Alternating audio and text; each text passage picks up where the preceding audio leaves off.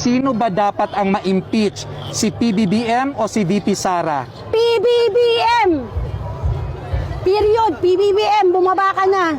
Utang na loob, maawa ka. Maawa ka sa future ng Pilipinas. Maawa ka sa mga kabataan na wala nang kakainin. Makikita mo sa daan sa Pilipinas, puro nagra-rugby ang mga kabataan. Alam mo niyo kung bakit? Pampalipas ng gutom.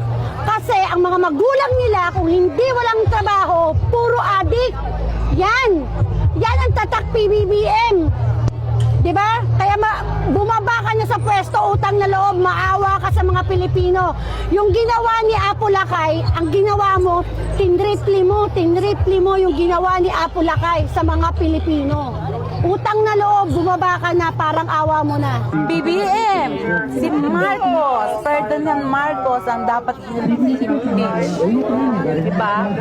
Si BBM! Bakit? Gano'n na nga eh.